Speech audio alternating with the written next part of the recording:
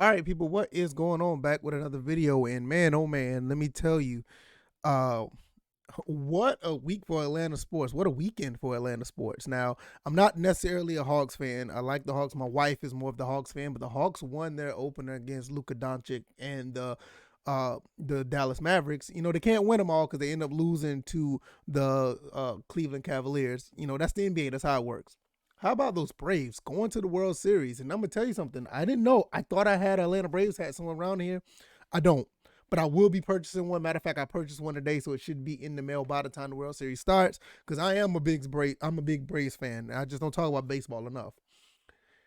Shout out to them. And kudos to the Atlanta Falcons winning a tight game against the Miami Dolphins. And like I said, even though they're 1-5, I said in the pregame, do not take these guys for granted. They're going to come to play. We're going to talk about that and see what that means for Atlanta Falcons going forward. Welcome to the First and Frame Race channel. I am VF Baller. Over here, we talk about Atlanta Falcons, Georgia Southern football for the most part. I'm going to dibble and dabble a little bit with the Braves because the Braves are 4 wins away of winning a title. So we're going to talk about them a little bit as well. And like I said, everything under that umbrella, we're going to get into it. How about these Atlanta Falcons? What about them? I mean, I looked at this situation, and in the fourth quarter, I was like, oh my God, we cannot be doing this. Don't do this, because every time I look around, the Falcons are known for giving up leads. And I was like, no, don't do this. I thought it was going to happen with the Jets game. And the Jets was in a situation where they were about to come back, but we closed the door on them. We closed the door on them. And that's what you want to see.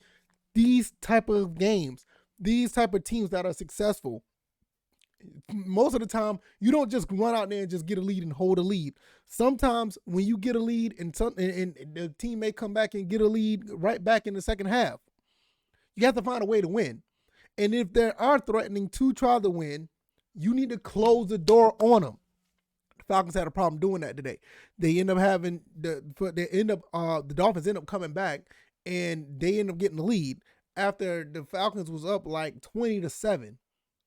This is the type of stuff I'm talking about. We cannot let this stuff happen, but it does happen. This is how football happens. I mean, it happens in every sport. Every team is not susceptible of this happening, but it's just a mantra with the Falcons. 28-3, 17 to nothing. We don't need to go down that route, but it happens. But the Falcons, the last 2 games that they won, the Jets game, and now with Miami, it seems like they're trying to get away from that. I'm not saying they are, but they're trying to get away from that. Hopefully they will, because if they can get away from that, this is a dangerous team. And I'm everybody was talking about, rebuild, progress, get a new quarterback, Matt Ryan's finished, this, that, and the third. I'm going to tell you something right now. Matt Ryan played a damn good game. Matt Ryan played a very good game. Very, very good game. 25 of 40. 336, 2 touchdowns, 1 interception, and that 1 interception was kind of wonky. I mean, the ball rolled off of Calvin Ridley and it rolled into Xavier Howard. I mean, that necessarily wasn't on Ryan. Some throws could have been better. I agree. I mean, every quarterback has that issue. Tua Tagovailoa, he threw 2 picks. Some of his throws could have been better. We're talking about another elite quarterback. Let's get into it real quick. Real quick. Number 15 for the Chiefs. You want to talk about his throws? Let's not do that. Let's leave that alone. But it happens. And I'm not trying to bash him, but it happens. Cordell Patterson, 14 carries for 60 yards, 1 touchdown. One thing I will give the Dolphins get credit for, they did a really good job of stopping the run. But Cordell Patterson had a rushing touchdown, and he had a couple of rushes on that drive that was very significant. I think it was like a 19-yard run, and then another one when he punched it in from like 13 or something like that. Phenomenal game by Cordell Patterson, even though he only had 14 carries. Now, what are we talking about? Before I get to number 8, look at Calvin Ridley. Calvin Ridley came back and played very well. I will give him a lot of credit. Receiving, he played 4 for 26, and there was just only 4 for 26. He did have one huge hit that kind of stymied him, and I was kind of worried, but he did have a touchdown. So he did come back and play, and you saw a significant difference in the way that he ran after the catch. He actually tried to go forward. So, I don't want to get into this, but mental health is a real issue. It really is, and there's a lot behind that.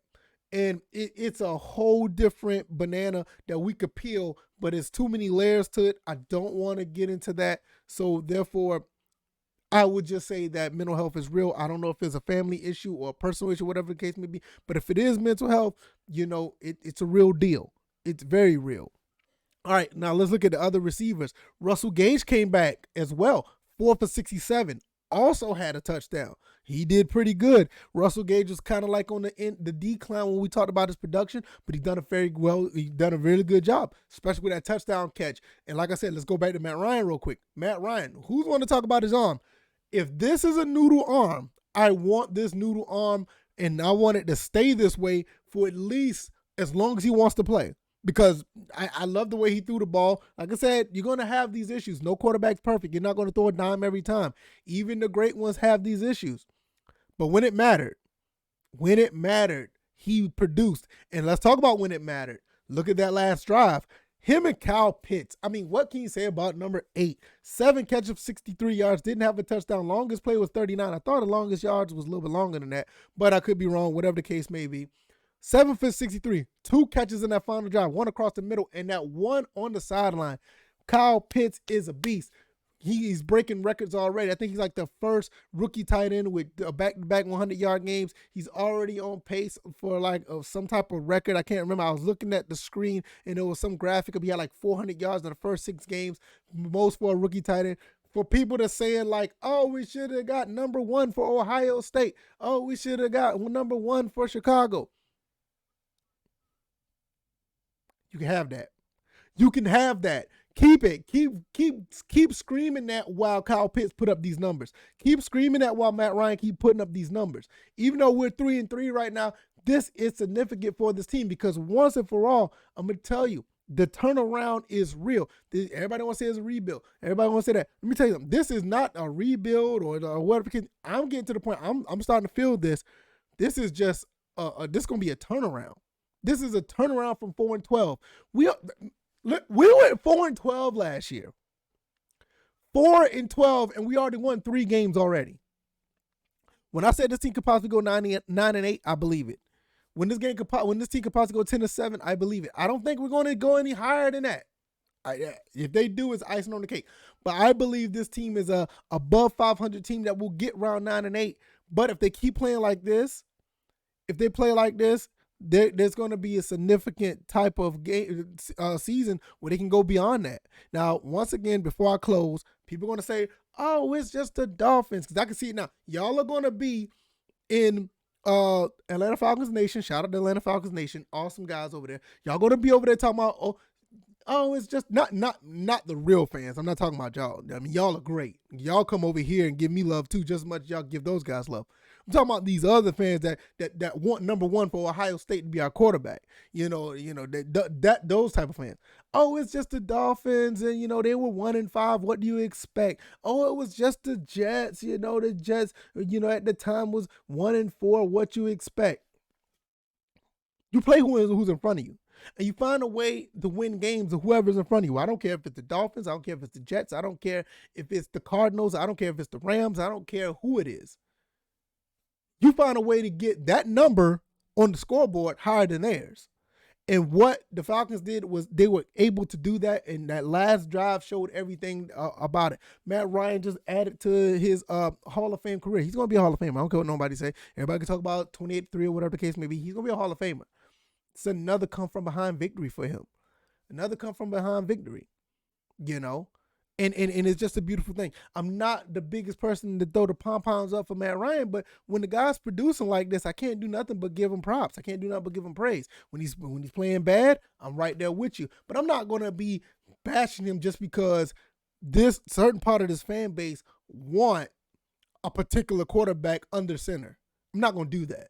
Because it doesn't matter if Ryan's playing well, Josh Rosen playing well, Felipe Franks playing well. Hell, we could even have Byron Leftwich, Doug Johnson. If they're playing well, I'm going to go to bat for them. If they're not playing well, I'm going to be bashing them.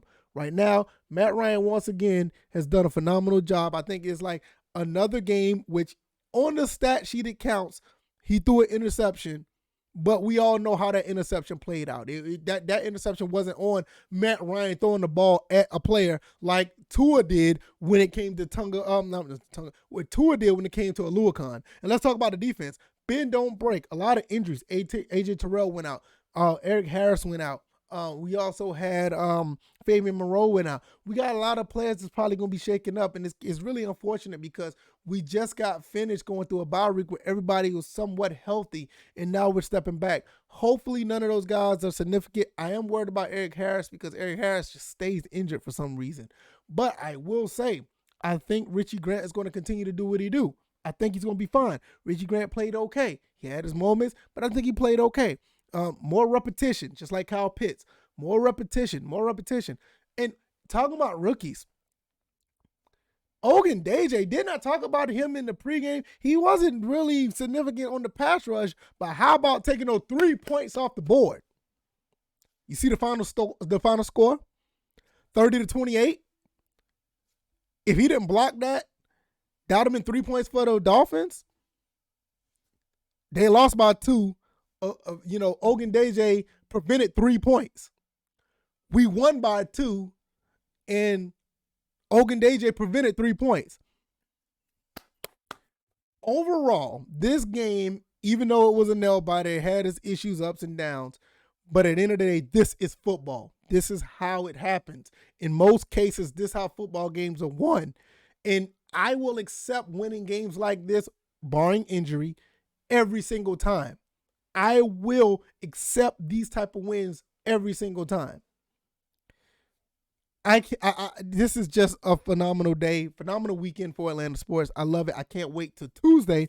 I'm going to be talking about I'm not going to be talking about the Braves. I don't really do many videos on it, but I'll give them a little, a shout out every now and then, but I'll definitely be watching and I'll be talking about them on Twitter. So hopefully you guys come through. I will say this, if they win the World Series, I'm going to have to do a video on that. Have to do a video, but I don't follow them like that because I'm not really in tune with them, but I know of them because baseball is just too long. But shout out to the Falcons. Shout out to the Hawks. I'm not a Hawks fan. I'm a Bulls fan, but that's another story. Shout out to the Braves, Falcons, Hawks. All of you guys doing great. Good to see you guys are going forward, and we're going to talk about them later on throughout the week. If you like this video, hit the like button, share this video, let people know what I'm doing over here. Like I said, I talk about Atlanta Falcons, I talk about Georgia Southern football. Hopefully Georgia Southern will be able to do something when it comes to this turnaround going after this bye week, playing against Georgia State. It's Southern Not State week. We'll talk about that down the road as well. And I will see you guys on the next one. I had this old dirty thing in here the whole time. Y'all ain't telling me about this? This was good, though. It was good. All right, y'all. Peace.